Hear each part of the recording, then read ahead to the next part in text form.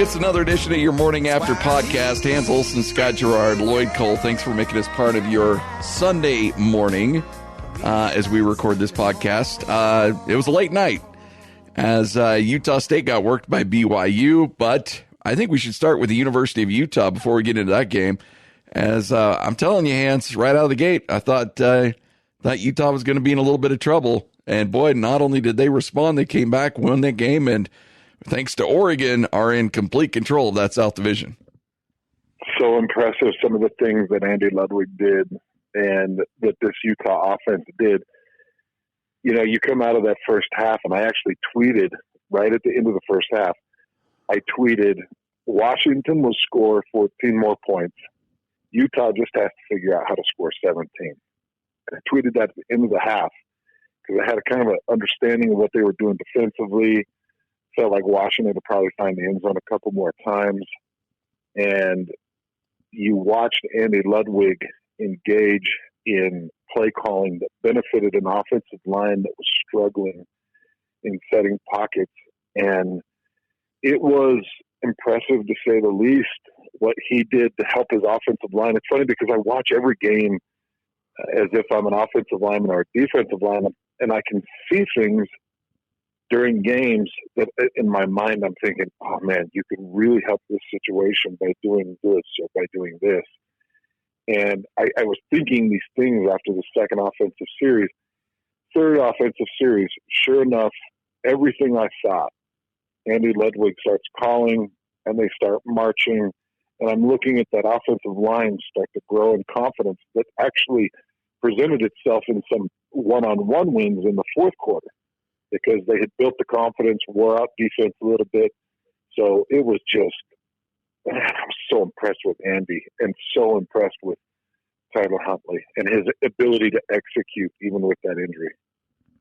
You know what was, I think you saw, like in that first half, you saw, I mean, Utah fans were losing their mind a little bit because it was a little bit stagnant. But what I saw was a coaching Chris Peterson who was 14-0, or as Witt put it, 900-0 in his post-game press conference. But it showed how good he is.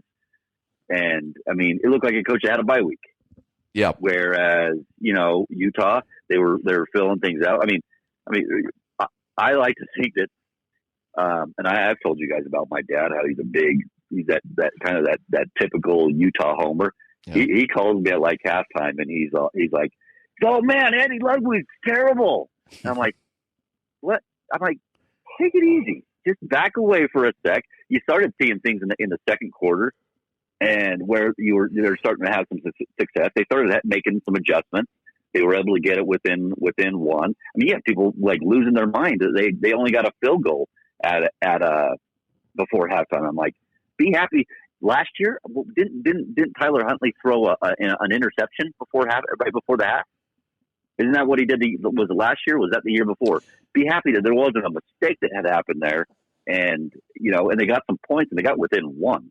I mean, Utah, you saw what they were, the adjustments that you made. I mean, Andy Ludwig deserves all the credit in the world for the adjustments that he did. And it's really starting to pay off. Yeah, it really is too. And I think that, Eason, slung the ball around the place. He had 316 yards, 4 touchdowns. But boy, those 2 interceptions were costly interceptions, and I thought it was really interesting to see the pick 6 really kind of flip the game around. But that offense, they just keep doing what they're doing. They make slight adjustments as the game goes on. Tyler Huntley was great once again, and I mean, he's 19-24. His completion percentage continues to just skyrocket, and he does all the little things, and he doesn't make the big mistake. I mean, I think you bring up a really good point, Lloyd. There was not that big mistake made by that Utah offense to really put the Utah defense in a bad position. And when that defense can just tee off hands and just continue to make big plays like they did on the pick 6, you're in great shape. And once again, you just saw how great this defense could be when the offense continues to play at such a high level. It's the 4th pick 6 of the season, guys. Yep. That defense is pretty good. Yeah, they're all right. Yeah, their tackling is pretty incredible too. They don't miss a lot of tackles. No, they don't. Nope. They've really come a long way from that USC game.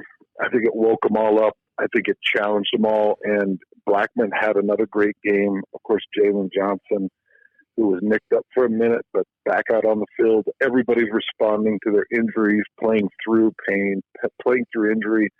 You know, Zach Moss is still banged up. You saw him take a shot in the first quarter, took a knee to the helmet, and he left. Actually had to go through some different things to get back out on the field, and he's just fighting through pain and injury, and all of them are doing it, and they still have the depth. Like if Moss goes down, still feel decently comfortable. Huntley's the one that would really worry me the most if you lost Huntley for any extended period of time, because at the level that he's playing at. But it's all coming together extremely well.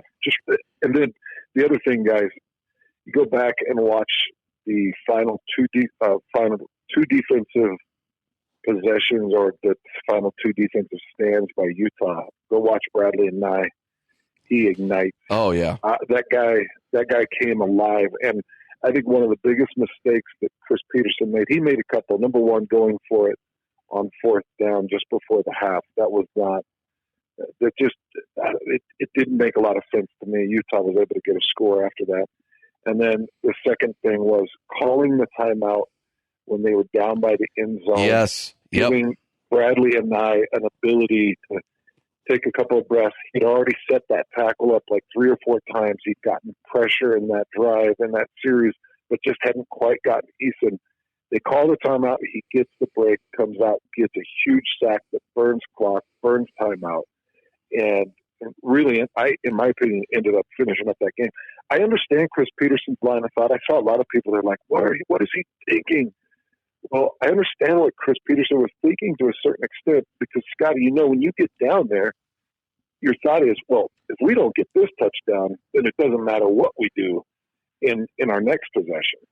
If we don't get this touchdown. So he tried to slow it down, ensure that they get the touchdown, call the timeouts, get the right play calls in. But what he didn't credit was that Bradley and I had set up that tackle. He was chomping at the bit, and that was a big sack and a huge series by Bradley to put that pressure on. They were. I love. Go ahead, Scotty. By the way, I love that point because, I'm up in the booth. We're getting ready for the Utah State BYU game, and I'm watching it with Kevin White, and who's played the quarterback position, and both of us are just.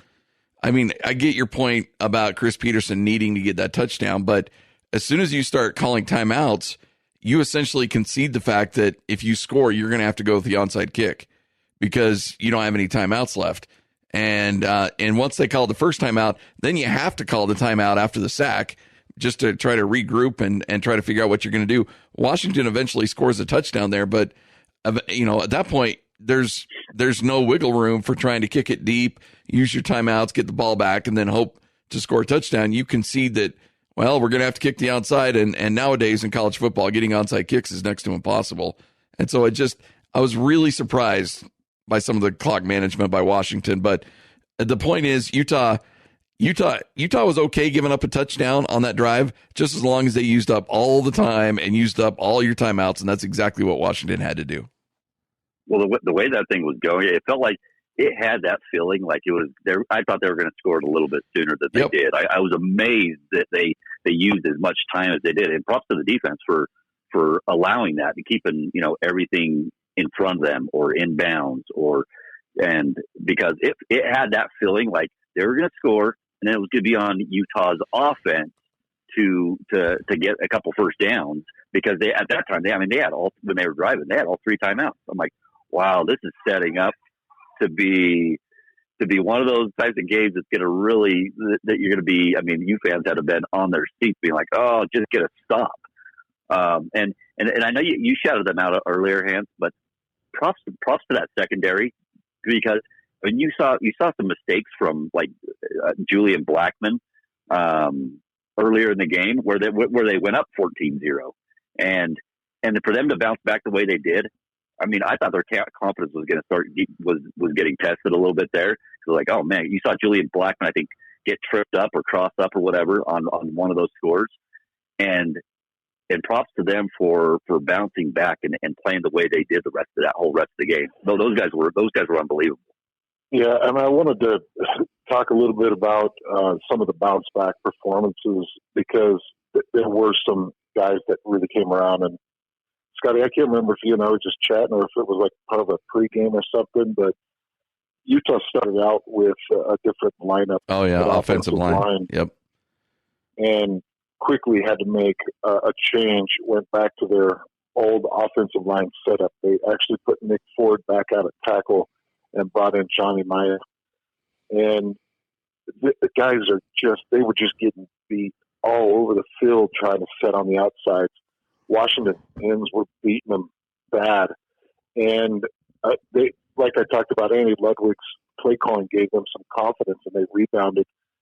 But I'm just looking back at some of this. Johnny Maya gave up a big sack. Even Garrard Paulo gave up big pressure. I'm looking at Nick Ford gave up a sack, and it was really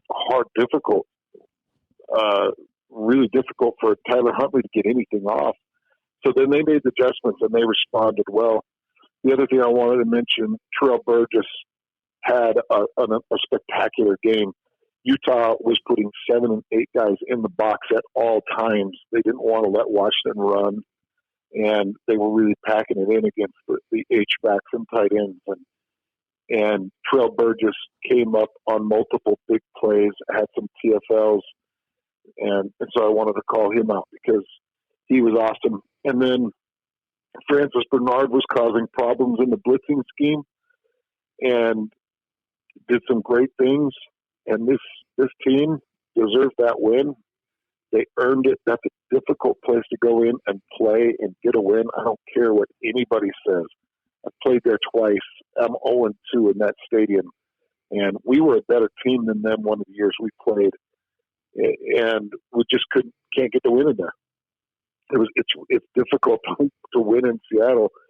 And this Utah team fought through adversity, fought through injury, fought through a deficit, and got a big win. That's championship level football, in my opinion. Yeah.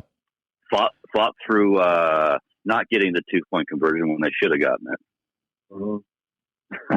How is there not a view on the goal line in 2019?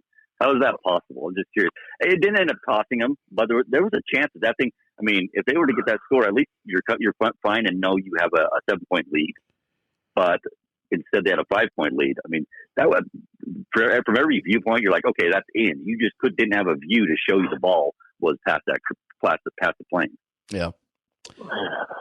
Don't know that you don't have that. Well, yeah, don't know. You go big picture now. You got a 1-game lead over USC, and now you play the soft part of your schedule with UCLA at Arizona and Colorado to finish up this gauntlet. And I agreed, and I still agreed with Frank Dolce when he said it. This 3-game stretch that Utah played Arizona State, Cal, and Washington. Frank 3 weeks ago called it the gauntlet for Utah. And we wondered what Utah's record would be out of those 3. Now, we thought Cal was playing much better than what they have. But Utah not only wins, but they win with a total score of 89-31 in those 3 games and just dominated all 3 of these teams outside of maybe Washington. And so now it lightens up. UCLA at home, Arizona on the road, who lost to Oregon State, got blown out by Oregon State yesterday. And then whatever rivalry nonsense you want to push on the Colorado game, but to wrap up the season. So, I mean, it sets up beautifully for the University of Utah going forward. Yeah, and if USC can make a run and go unbeaten from here on out, and Oregon can stay unbeaten into that Pac-12 championship, a 1-loss, an 11-1 Utah team, or that 12-1 at that point, Utah team is 100%, I believe, in the conversation. And as long as they're continuing to dominate defensively, holding teams down and doing what they're doing, they'll be in the conversation. There isn't a person that could sit in that that selection room, what is it, a 12-person committee, Scotty? I believe so, yeah. There's not a person that could sit in there and truly argue that Utah doesn't deserve an opportunity to come out and show what they do defensively. Again, USC's got to finish strong after that loss to Oregon. I'd love to see USC just really put some heat on, and I'd love to see Oregon stay unbeaten and put up some big scores so that'll be a big win in the Pac-12 Championship. But I can't imagine somebody keeping a Kyle Whittingham defense out, and somebody in that meeting room needs to lean over and say, hey, you know, the last time Kyle played Nick Saban, he beat him. Like, that's one of the few losses Nick Saban's got in postseason play. What would you say about a Utah-Alabama matchup? You know, I'm hoping people bring up some of those key moments. Hey, they did bust the BCS a couple of times. Maybe Kyle Whittingham knows how to prepare for these big moments. And I just want them to get a shot. If they can stay focused and finish out the season unblemished, they deserve a shot at that 14 college football playoff. Yep. Especially if that Utah defense in the Pac-12 title game shuts down that Oregon offense. I mean, that would be definitely a feather in the cap. Yeah, if they have something like that. You bring up a good point. If they run the table, USC plays. USC plays well the rest of the way, and they dominate Oregon.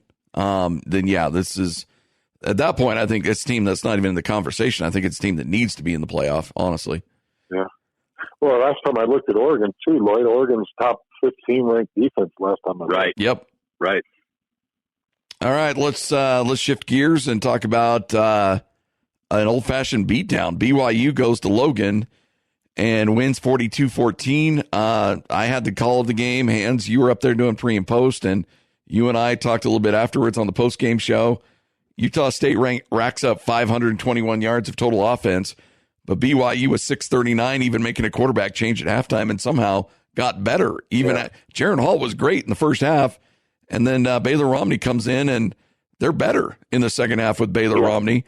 He throws 2 touchdowns, and BYU takes a 21-14 halftime lead, throws 3 more touchdowns on the board, and wins 42-14. There are significant changes since the South Florida game. Yeah. I think the Toledo loss, I think it was kind of like, well, you beat USC, Washington, you were expected to lose. Toledo caught you off guard, and it's like, oh, man. Well, let's give this coaching staff that beat USC another chance. Well, South Florida was bad. It was ugly. It was embarrassing. And after that game, back-to-back losses, I think that there were some meetings, and guys looked at each other and said, how big's your ego? Are you able to take a step back? Can I interject more? And I think that this staff came together. I think Kalani Sitake took a lot of ownership of the defense. I think that there was more collaboration in the offensive play calling area. They put Grimes down on the field, Roderick up in the booth. I think Fessy Sitake's had some influence. I don't know this for a fact, but I definitely feel Aaron Roderick's influence in play calling. You know, you see a lot of those throwback reverses and passes downfield, and you see the quick hits past the 50-yard line. Anytime they're past the 50-yard line, they're taking shots downfield. That's old school Aaron Roderick when he was the offensive coordinator at the University of Utah. So I see so many influences that tell me that not only has some of the staffing changed and some of the positional responsibilities, but some of the play calling duties, because what we've seen the last couple of games, Boise State, Utah State, could not look more different than what we saw against South Florida and Toledo. And that tells me that this staff has put it in gear. And it also tells me I've got a feeling that BYU makes a run to San Diego State and has a really good chance to win throughout. Yeah, I mean, I look at this, Lloyd, and look, BYU's 2-4, facing 2 teams that had beaten them the year before in Boise State and Utah State, and they end up winning both of those games, and now they've got Liberty, Idaho State, UMass, That's going to be a 3-0 stretch for BYU. And then they've got San Diego State, who right now is nationally ranked, and they've got a really good defense, not a particularly good offense, but they're going bare minimum 7-5, and a really, really good chance of going 8-4. Well, to get a win against Boise State and then to get a win against Utah State is phenomenal. And it's something, when this season started, heck, a couple games into the season, we're thinking Utah State was going to dominate BYU. Jordan Love, the guy. You got to give it also to BYU's defense. Yeah. Apparently, BYU rushing 3 and dropping 8 works really well against Utah State and USC. Jordan Love kept he was making some big time throws, and he would get in these rhythms. You're like, oh wow, okay, they're going, and then they would drop those linebackers and then interception.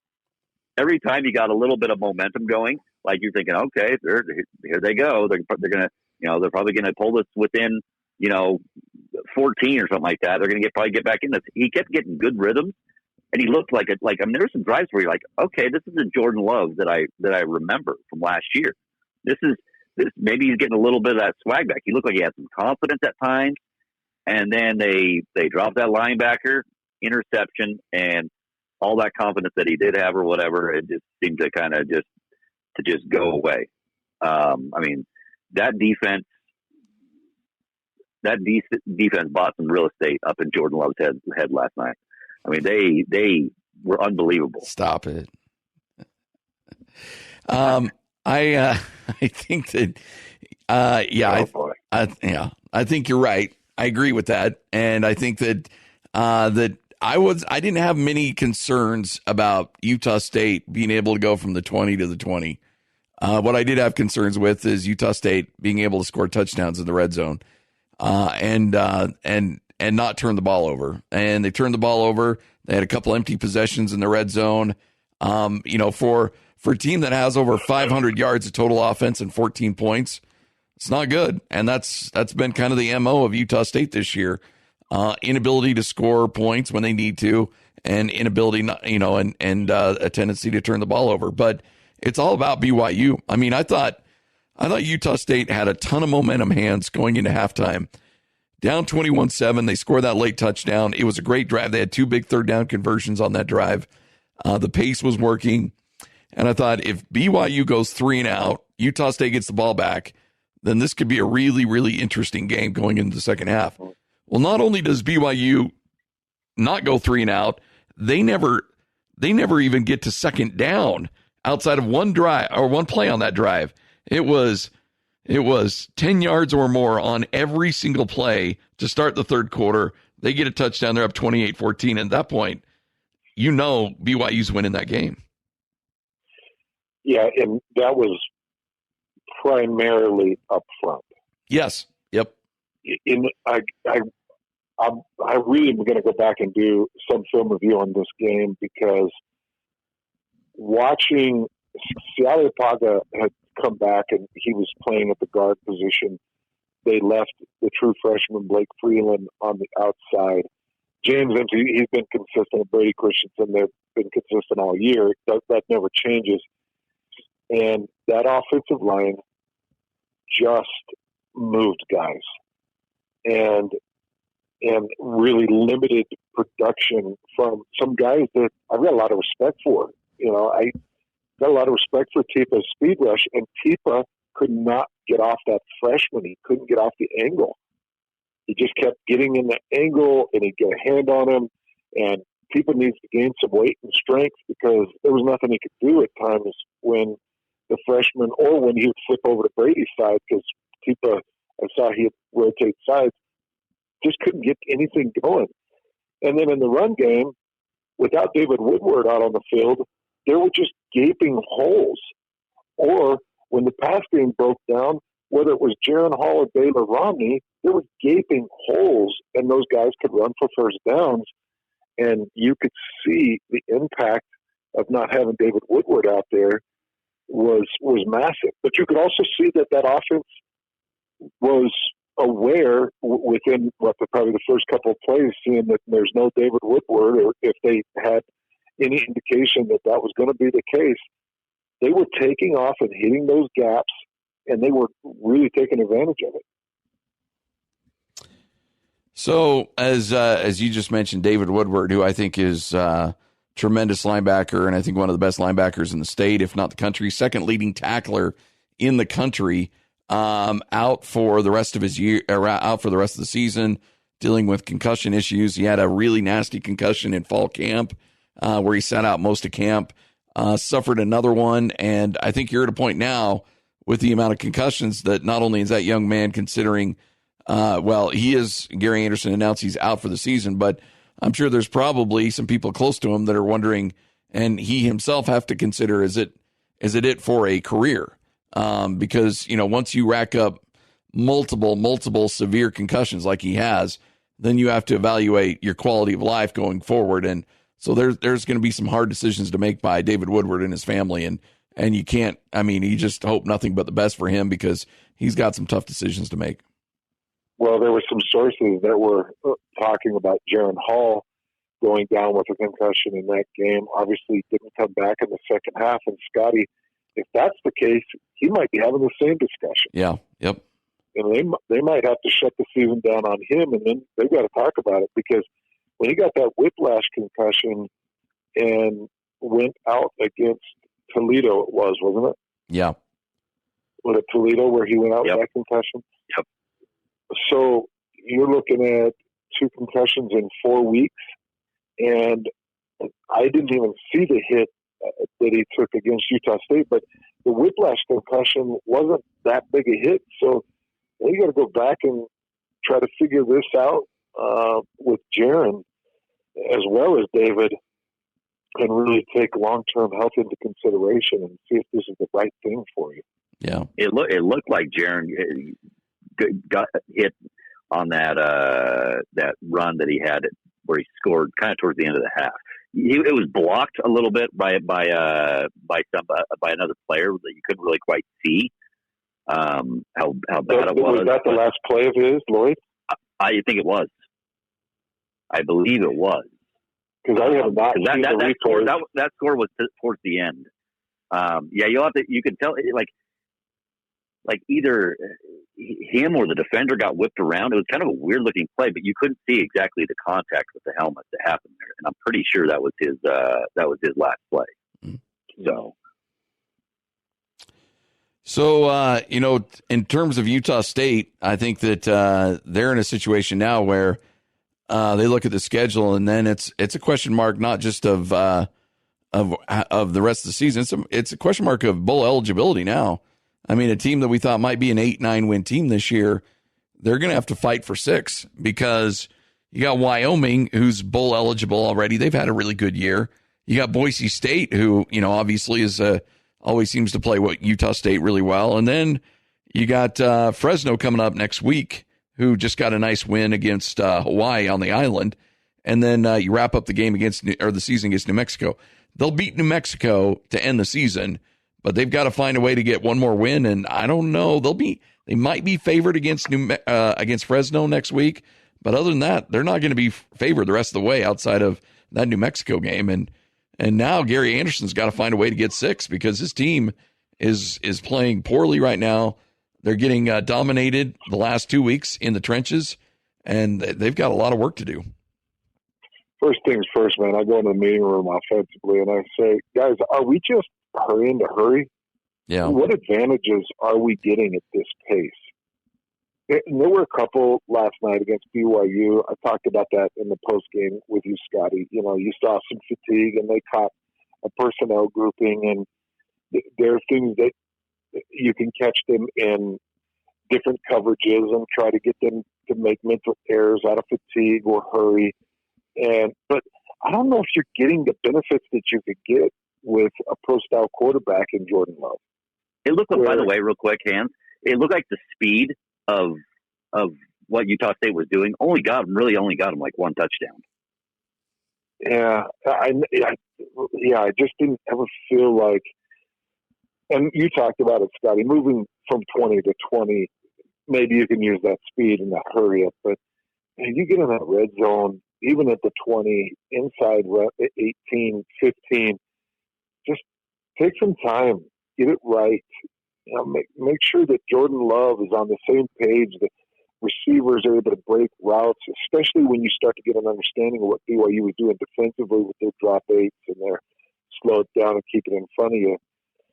And see, the other thing that I couldn't believe is that they couldn't establish a consistent power game. Yeah. And why they kept going away from it. You know, the touchdown that they scored, they caught the personnel group they wanted, and then they went three straight power runs right up the middle, and Bright eventually got into the end zone. I think actually that the touchdown was off an RPO, if I remember right, or a zone read. But I don't like this pace that they're on. I feel like it's unnecessary, and I feel like there are capabilities on the field you could better maximize by slowing it down and allowing them to understand the play and just go out and execute. Yeah, yep. Well, a lot of certainly a lot of big question marks up there as Utah State is reeling, BYU is surging, and Utah is in complete control of their Pac-12 fate going forward. And right now, there's not just Rose Bowl in the eyes of the University of Utah. They may be even looking at something bigger because the Utes are just flat out dominating at this point. So there we go, another edition of the Morning After podcast. Any final thoughts, gentlemen, before we wrap this thing up? Yeah, I've got a couple. How's our sound sounding, Scotty? Am I choppy? You're choppy on my end. Am I okay? Yeah, no, you sound fine. Yeah, okay. I think Scotty's a little choppy. Well, but you're fine. The good thing is good thing is I'm recording it here, so I think we'll be okay. Okay. Well, a couple things. Number one, I did want to point out Aaron Roderick, his ability to have three quarterbacks ready to play at such a high level. All three quarterbacks, as they've been on the field, have done their jobs. They've executed. And I'm really impressed with the quarterback's preparation. Baylor came out, and as you pointed out, Scotty, there was no decline. He just came out. He was ready, made the reads, made the throws, and looked really good. You can credit Baylor, but I certainly do want to say that this quarterback's coach and passing coordinator had those guys ready. And then the other thing, boys, get your popcorn, because Utah Jazz Clippers tonight is going to be spectacular. I'm gonna. By the way, I don't think we mentioned it this entire podcast, but I'll just go ahead and do it, and we can bring it up Monday. Get Kalani a contract extension. Let's do this. Let's do it. Let's get this done, and let's move on, and let's start preparing for the rest of the season and the future of BYU. I think he's done enough. I think he has. I agree. I understand there's some losses in there that they're a little head scratching, but the guy has gotten his team to show up in some of the biggest games. So come on, let's get it done. Come on. All right, gentlemen. We will do this again tomorrow at noon. Show kicks off at noon. A lot to break down. You'll hear from Kalani Sitake as well as Kyle Whittingham. So make sure to join us coming up tomorrow at noon. And Scotty, Lloyd, this is the Morning After podcast right here on 97.5, 1280 The Zone and the Zone Sports Network.